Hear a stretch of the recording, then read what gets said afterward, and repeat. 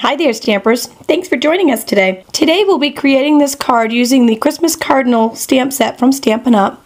And I'm going to hold this right up close so you can see we have eliminated the oval from a texture plate to make this beautiful oval shaped background.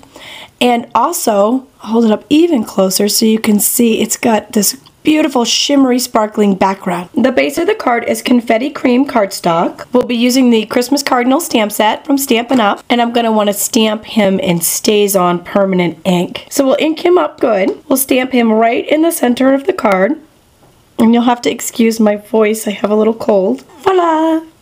He's already beautiful and we haven't even colored him in yet. For the next step, we'll be watercoloring with an aqua painter and some ink pad refills. I'm going to put the ink pad refill right in the lid of one of my old Brad containers. This is Bravo Burgundy for the main body of the bird and some Always Artichoke for the leaves. And just a touch of more mustard. And I'm also going to use just a hair of Bordering Blue. When I watercolor, I always like to have a piece of scratch paper so I can test out the brush and see how wet it is. I want it to be fairly wet for this. I'm going to gauge that by squeezing the handle. This just has tap water in it, and then I'll be able to test it out on the paper. Okay, I'm going to start with the Bravo Burgundy, and I'm going to wet the Cardinal down fairly well. And when I'm watercoloring, I'm just kind of dabbing along here. I would like there to be a light source, as if the light is shining this way on my Cardinal, so he's going to be lighter in the belly area, lighter on this side, and darker on the right-hand side. And I'm actually going to leave parts of his belly white. When you're watercoloring, you have permission to go outside the lines. In fact, it's encouraged. And then I'm going to come on this edge just a little darker. You can already see the beautiful shading. I'm going to blend that in a little bit. Blend in his belly a little bit. And one more time, really, really dark and concentrated just along this right-hand edge of the bird. And that gives us our depth. And then I'm going to wipe the brush off really good, and we'll start with the Always Artichoke.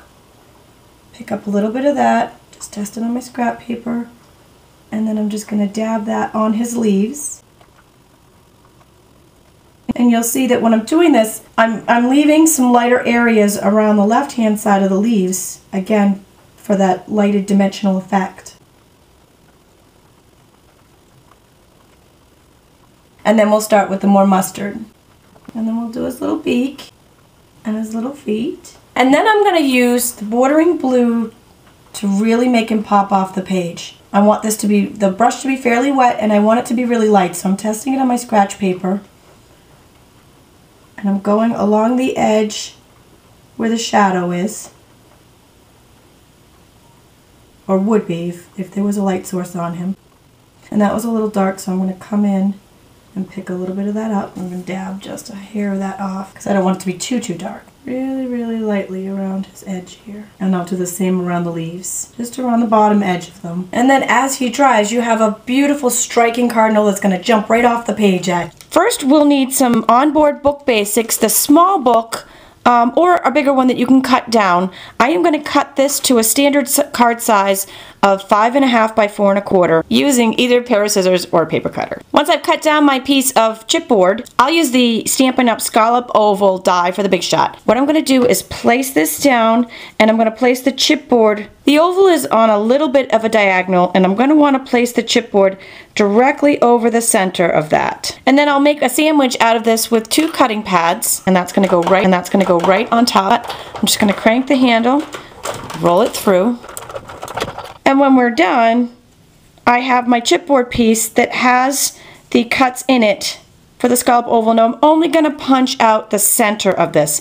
I don't need the scallop part for this particular project. Okay, once your chipboard is cut, we're going to start with our Petals of Plenty. I'm going to put the bird right inside the folder, but don't be scared. The bird will not be harmed during this process. We're going to take the chipboard that we just created, and I'm going to line it right up on the bird, and then that goes right on top of our multi-purpose cutting platform that comes with the Big Shot, and a cutting pad right on top. We'll move our Big Shot right into view. We're going to pop this right down on top, hold the handle, and roll them through. And when we're done, take apart our sandwich. Isn't that the coolest thing you've ever seen? So next we're going to layer our Cardinal on top of some Always Artichoke cardstock to match his leaves. And then I'm going to layer him again on craft cardstock, which I've taken an 8.5 by 11 sheet of paper and cut it in half the long way. So we have 4 1/4 by 11. and that just folds in half. It will open like this for the top fold. So I'm stealing the back. You can see my little mistake on the back. Oops! It happens. We're gonna make a little flag. This is a piece of Craft Naturals cardstock, and it's a 1/2 inch wide, and it doesn't matter how long because you're gonna cut it. Merry Christmas, which is from the same stamp set. Ink it up. You could use classic or StazOn. I happen to have the StazOn out, so we'll use that. Aim it on there.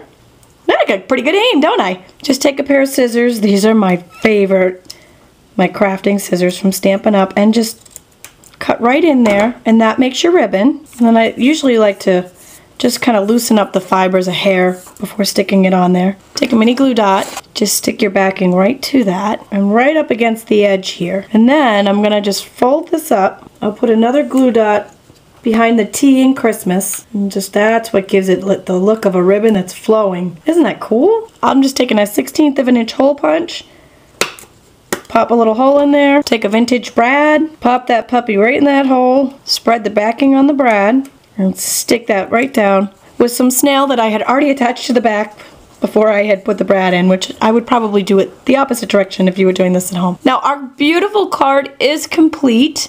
However, I wanted to show you how to make the beautiful shimmery background. It's so fun and easy. Okay, here we go. Rubbing alcohol. Just a little spray bottle that you can get from any drugstore. Pour about 1 ounce of rubbing alcohol into your spray bottle. Take a medicine dropper, put it right into your all-purpose ink, drop it right into your spray bottle, which I've already done here, and just shake it up. Now, for those of you at home who may have a spray bottle but can't find the eyedroppers, because I had a hard time with this, here's a little cheat for you. Shake this up real good. Make sure your rubbing alcohol is already in the bottle.